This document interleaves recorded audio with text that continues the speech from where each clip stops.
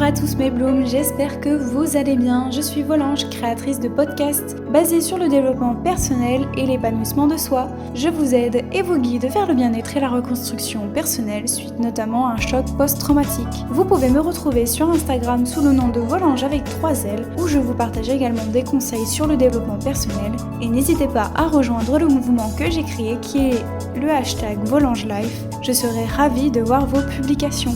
Ensemble, devenons des femmes épanouies et libres de parler. Je suis ravie mes blooms de vous retrouver dans ce tout nouveau podcast qui fait sensiblement écho avec mon précédent podcast où je vous ai aidé et guidé pour prendre la parole. Aujourd'hui, j'ai envie de vous aider à comprendre pourquoi nous connaissons une phase de refoulement et de déni avant la prise de parole. Pourquoi est-ce que nous refoulons ? Est-ce que c'est volontaire ou involontaire ? Comment et quand le refoulement intervient-il ? Comment gérer les effets du refoulement ? Et surtout la question majeure, peut-on mettre fin au refoulement et prendre conscience de notre histoire ? Voilà les questions que nous allons aborder dans ce podcast. D'abord et avant d'aborder le vif même du sujet, il est important que vous sachiez, mes blooms, ce qu'est le refoulement et le déni. Puisqu'en effet, sans vous en rendre compte peut-être que si vous écoutez ce podcast, vous êtes face à un déni ou un refoulement. Vous en avez peut-être pas conscience, mais aujourd'hui, votre objectif, ça va être vraiment de prendre conscience de votre potentiel déni ou refoulement. Alors d'abord, qu'est-ce que le refoulement ? Le refoulement est par définition un mécanisme inconscient par lequel on refuse l'accès à la conscience d'un désir inconciliable avec d'autres exigences. Alors oui, la définition ne vient pas de moi, vous vous en douterez bien. Ça paraît un peu compliqué, mais si je devais mettre mes propres mots là-dessus, si vous voulez, notre cerveau, notre part d'inconscience, puisque j'imagine que vous savez que dans notre cerveau, on a une conscience qui, ce sont nos pensées actives, et puis on a une part d'inconscience. Et c'est cette part d'inconscience qui refuse l'accès à un événement qui relève de l'ordre de l'inconciliable, de l'impossible et de l'impensable surtout. Et qu'est-ce que le déni ? Le déni est quant à lui, par définition, un mécanisme de défense du moi qui consiste à nier une perception traumatisante de la réalité extérieure.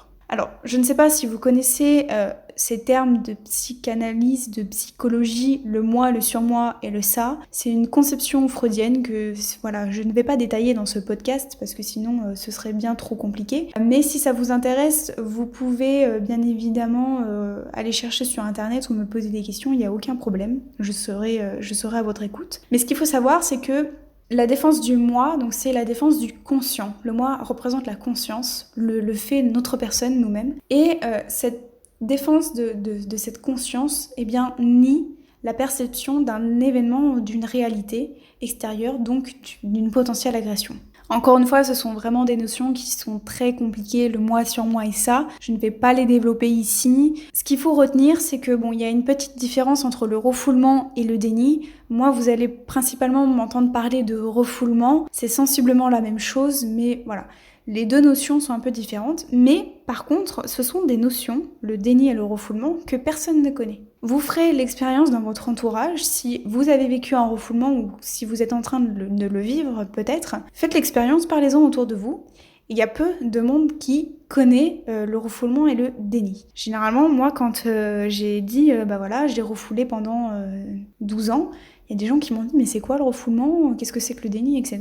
Personne ne connaît. Donc aujourd'hui, mon objectif, ça va être vraiment de vous faire comprendre qu'est-ce que le refoulement ? Et si vous êtes face à un refoulement mais que les gens autour de vous ne vous comprennent pas, aujourd'hui, vous allez être capable de comprendre ce que c'est et surtout de pouvoir aussi le partager avec d'autres et surtout de l'expliquer. Première question, comment et quand intervient le refoulement ? À la suite de quoi ou de quels événements sommes-nous face à un refoulement ? Alors généralement, c'est un événement passé. Un élément ou un événement de votre passé qui est vraiment l'élément déclencheur. Personnellement, c'est mon agression sexuelle qui est mon élément déclencheur à mon refoulement. Donc vous l'aurez compris, l'élément déclencheur, il peut intervenir à n'importe quel moment puisque tout dépend de la date de votre traumatisme. Donc le refoulement, il intervient à la suite de votre traumatisme si vous voulez. Donc vous l'aurez compris, le refoulement peut intervenir à n'importe quel âge. Pas forcément dans l'enfance, ça peut être à l'adolescence, ça peut être à l'âge adulte. L'autre question extrêmement importante est de comprendre pourquoi nous refoulons ou pourquoi plutôt notre cerveau décide pour nous d'effacer certaines images. Puisqu'en effet, c'est notre cerveau qui va faire comme un sorte de tri sélectif si vous voulez, et que nous ne sommes absolument pas maîtres de notre refoulement, puisque c'est le cerveau qui agit à notre place et qui décide de supprimer certains événements, ou même de manière plus générale, il efface totalement l'acte par lui-même, c'est-à-dire qu'il va effacer totalement l'agression. Et pendant très très longtemps, je ne me souvenais absolument pas de ce qui m'était arrivé. J'avais un vague sentiment, un vague souvenir, mais c'est tout.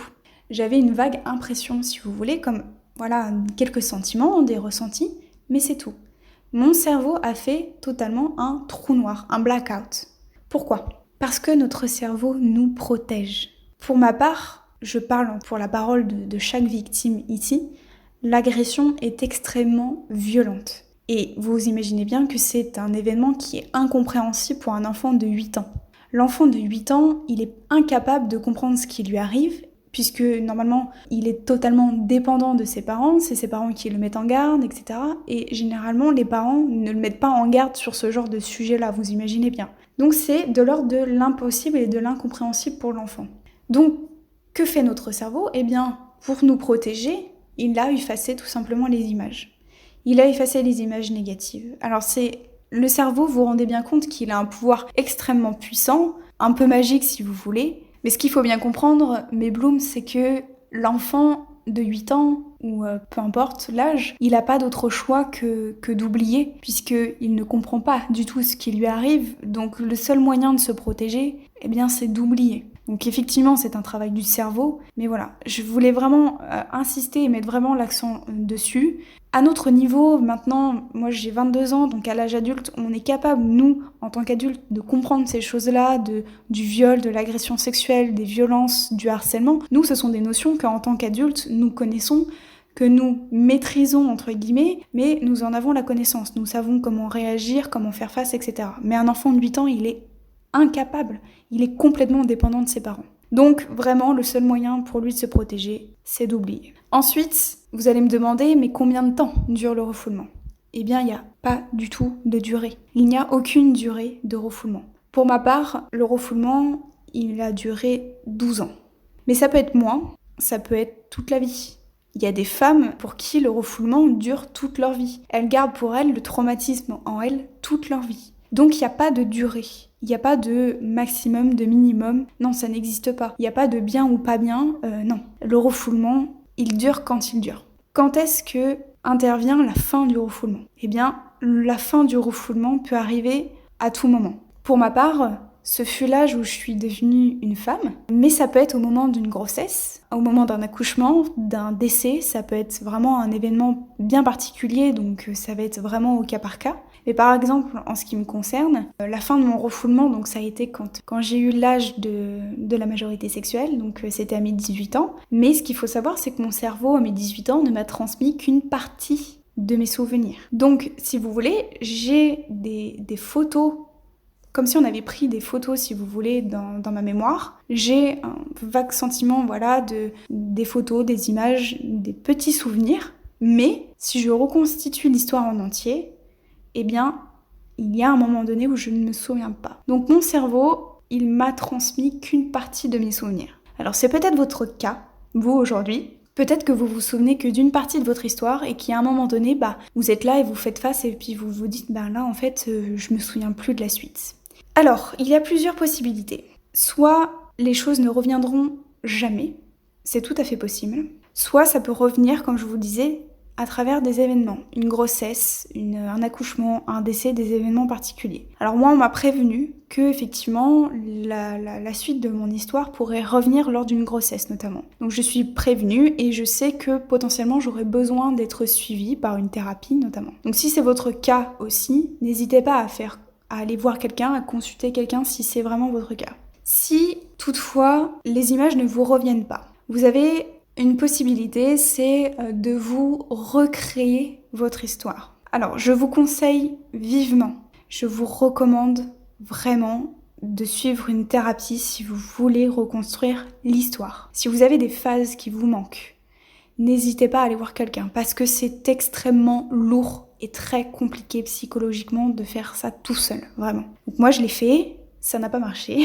Le but en fait, c'est de mettre un lien entre toutes les images que vous avez. Et vous allez potentiellement inventer la suite de votre histoire. Alors c'est pas facile, mais c'est une solution. Vous pouvez vous recréer en fait l'histoire, si vous pouvez. Ça peut vous aider tout simplement à mettre une fin, un début et une fin, parce que c'est extrêmement important quand on est victime. Ça peut vous aider à prendre du recul aussi énormément. Si comme moi, c'est quelque chose qui ne marche pas, moi personnellement, le fait de me recréer ou de m'inventer en fait la suite de l'histoire, ça ne m'a pas du tout aidé. C'est normal, pas de panique, il y a toujours des solutions.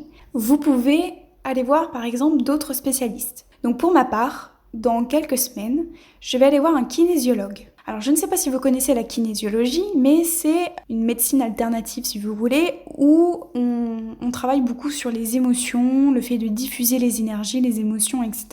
Donc je vous ferai part de ce ressenti. Je pense que j'en ferai un podcast, même des posts sur Instagram. Je vous ferai part de mon expérience. Voilà, je vous partagerai l'expérience. Je serai extrêmement neutre. Je vous dirai les pour, les contre, les avantages, les inconvénients de cela. Moi, je crois vraiment beaucoup en la diffusion des énergies, des émotions, puisque on m'a recommandé d'aller voir une kinésiologue. Donc, je pense que ça peut vraiment vous être aussi bénéfique. Donc, je vous ferai part de cela dans quelques semaines. Voilà. J'espère que ça va m'aider. Mais n'hésitez pas, si vous avez besoin d'hypnose aussi, je sais qu'il y a des spécialistes aussi au niveau des psychologues aussi qui peuvent vous aider. Donc n'hésitez pas à aller les voir. Donc ce qui m'amène à un autre point, c'est de savoir si le refoulement, il est volontaire ou involontaire. Alors qu'est-ce que j'entends par volontaire ou involontaire ? Ce sont des termes que bien évidemment j'ai inventés. Involontaire, vous imaginez bien que c'est hors de contrôle c'est hors de notre volonté si vous voulez. Et volontaire, c'est nous-mêmes qui nous infligeons notre refoulement. En réalité, tout dépend de chaque personne et de chaque victime, vous imaginez bien. Alors pour ma part, j'ai connu les deux. Mon refoulement a d'abord été involontaire, puisque c'est mon cerveau qui a effacé mon traumatisme. Et puis au moment, donc à mes 18 ans, où j'ai réellement pris conscience de ce qui m'était arrivé, j'ai par moi-même refoulé les images. C'est-à-dire que je m'efforçais à oublier mon agression. Je ne voulais pas y penser, je ne voulais pas en parler, je m'obligeais à oublier, vraiment mettre dans une case de mon cerveau et de ne pas du tout y penser. Mais maintenant, mes blooms, vous savez, si vous avez écouté mon précédent podcast sur comment parler aide à se reconstruire, que les images sont plus fortes que le refoulement. Les images finissent par gagner et la seule issue, c'est de parler. Alors à partir de tout ce que je viens de vous dire, donc je suis consciente que ça fait énormément d'informations d'un coup, donc n'hésitez pas à faire des pauses et à réécouter jusque-là. Maintenant, moi j'ai envie de vous poser plusieurs questions et je vous conseille de les noter et de prendre un moment, toute seule, dans une pièce, isolez-vous et vous y répondez simplement. Première question, est-ce que vous avez conscience de votre refoulement ? Oui ou non ? Ressentez-vous des choses de votre passé que vous avez du mal à identifier ? Votre refoulement est-il volontaire ou involontaire ? S'il est volontaire, pourquoi est-ce que vous vous efforcez à oublier ? Et enfin, dernière question, quelles sont les émotions que vous procure le refoulement ? Alors à ce sujet-là, il faut que vous sachiez mes blooms, et c'est très très important parce que j'ai vraiment envie de vous mettre en garde par rapport à cela. Le refoulement épuise et fatigue énormément. Votre corps, il doit fournir une énergie considérable pour oublier.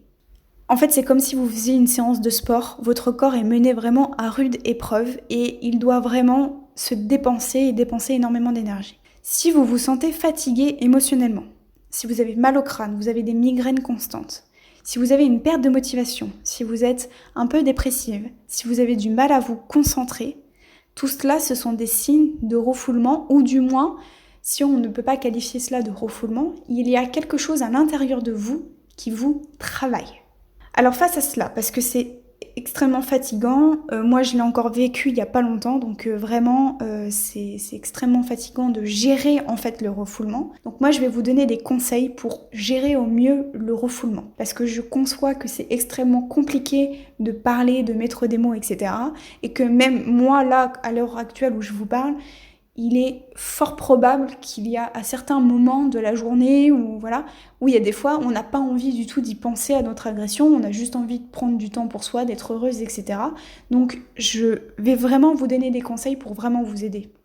D'abord, première chose, n'hésitez pas à prendre du temps pour vous. Je sais que c'est pas toujours facile, parce qu'on mène une vie à 100 à l'heure et que c'est parfois compliqué, mais prenez du temps pour vous. Vous faites de votre santé une priorité. Apprenez à prendre du temps pour vous.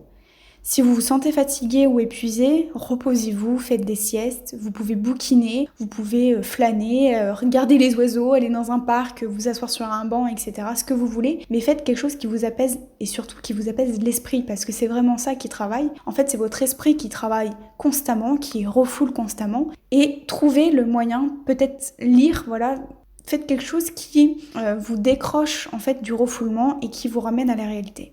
Ensuite, deuxième chose, pratiquez la méditation. Vraiment, le fait de pratiquer la méditation, ça va calmer votre esprit, vous allez vous recentrer sur votre respiration et surtout sur l'instant présent. Puisque ce qu'il faut savoir, c'est que le refoulement, c'est un acte du passé. Donc, ressasser et refouler vraiment le passé, ce n'est pas vivre dans l'instant présent. Donc, la méditation peut vraiment vous aider en cela, en vous recentrer sur l'instant présent et de ne pas combattre votre passé. Ensuite, n'oubliez pas surtout de vous hydrater. Buvez des tisanes, des thés ou des jus de fruits, peu importe ce que vous voulez, des eaux parfumées. Parce que le refoulement, comme je vous ai dit, cela demande énormément d'énergie. Votre corps dépense énormément d'énergie comme si vous faisiez une séance de sport. Donc n'oubliez pas de vous hydrater parce que votre corps, lui, se déshydrate énormément. Enfin, dernier conseil, vous pouvez également utiliser des huiles essentielles pour vous détendre. Vous pouvez les diffuser, vous pouvez faire ce que vous voulez si vous connaissez un petit peu les huiles essentielles, n'hésitez pas à en utiliser. Évidemment, je vous mets en garde mes blooms puisque les huiles essentielles, il y a des contre-indications, notamment chez les femmes enceintes. Les huiles essentielles sont extrêmement puissantes et dangereuses si elles sont mal utilisées. Donc n'hésitez pas à vous rapprocher auprès d'un spécialiste. Enfin mes blooms, et vous l'aurez compris, il nous est quasi impossible de mettre fin de nous-mêmes au refoulement. C'est notre cerveau qui décide tout simplement pour nous. En revanche, la partie la plus difficile pour nous en tant que victimes, c'est lorsqu'on a cette prise de conscience de notre agression et quand nous, on décide de maintenir le refoulement. Donc je viens de vous donner des conseils, des petits tips pour vous aider à gérer au mieux le refoulement, mais vous aurez bien compris que c'est un refoulement volontaire. Dans ce cas, donc, appliquez les conseils que je viens de vous donner, mais surtout n'oubliez pas, mes blooms, que le refouler va énormément nuire à votre santé. Vous ne pourrez pas refouler toute votre vie. Vous ne pourrez pas vous dire « non là j'oublie, c'est impossible ». Il va falloir que vous appreniez à construire progressivement votre parole, puisque c'est elle qui vous sauvera. Alors je pense que dans un prochain podcast, on abordera le fait de gérer la prise de conscience, parce que c'est extrêmement violent. Quand la prise de conscience vient, on ne sait pas du tout comment la gérer, donc je pense que je ferai un podcast là-dessus. Et surtout aussi, on parlera de la reconstruction, le après, comment vivre avec son agression, et non pas comment vivre contre son agression. Voilà mes blooms, j'espère que ce podcast vous aura été utile et qu'il vous aura plu, qu'il vous permettra de vous guider vers une vie plus épanouie. Je vous invite à me retrouver sur Instagram sous le nom de Volange avec 3 L et à me soutenir sur les différentes plateformes, que ce soit SoundCloud ou avec les 5 étoiles sur iTunes. Je vous dis à très bientôt et je vous fais de gros bisous. Ciao!